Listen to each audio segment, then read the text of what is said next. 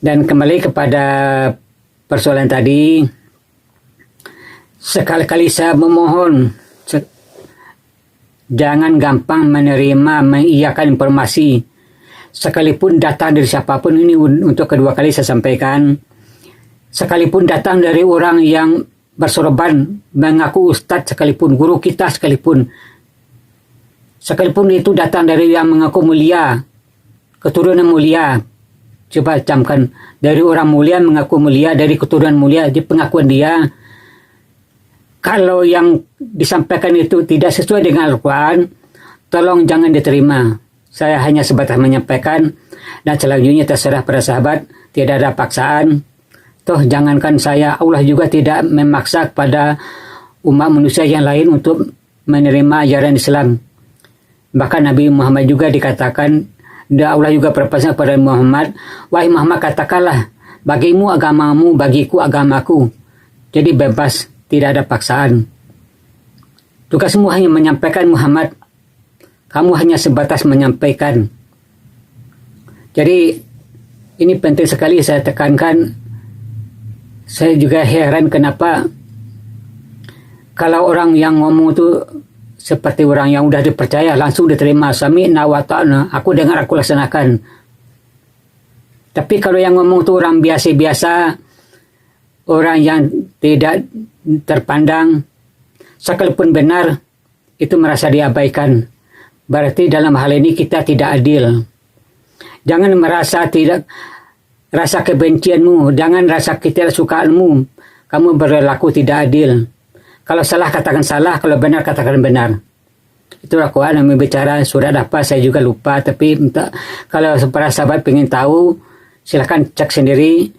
Jangan kamu berlaku tidak adil karena rasa kebencianmu terhadap suatu kaum. Kemudian dalam hal ini, dalam persoalan apakah orang yang beriman walaupun sebesar zarah akan masuk surga, ini ada ayat yang lebih tegas lagi menjelaskan, barang siapa yang berat timbangan kebaikannya atau pahalanya itu setelah melalui persidangan di akhirat,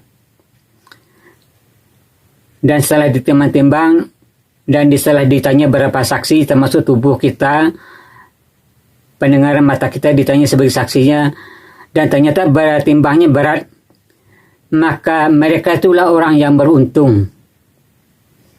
Itu surat Al-Mu'minun ayat 102.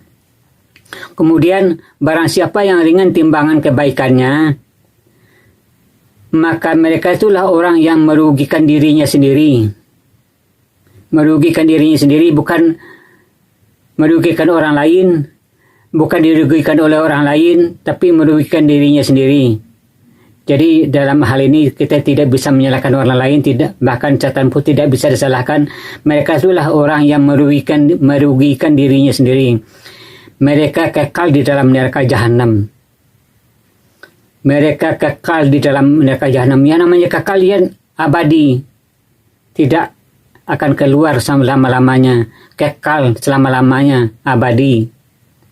Itu ada dalam surat Al-Mu'minun ayat 103, terusan surat ayat tadi. Jadi saya berharap coba buang pikiran yang mengatakan nanti siapapun sekalipun masuk neraka, toh nanti juga masuk surga enak. Kita buat apa aja enak sekarang. Mau zina, mau apa, toh kita punya iman sedikit. Itu cukup. Itu tipu daya saya pikir. Terus nanti buat apa juga, nanti juga buat tobat. Yang penting kita punya iman sedikit. Apakah dia kira iman itu segampang itu? Kalau orang sudah munafik, iman itu sudah cacat secara hukum.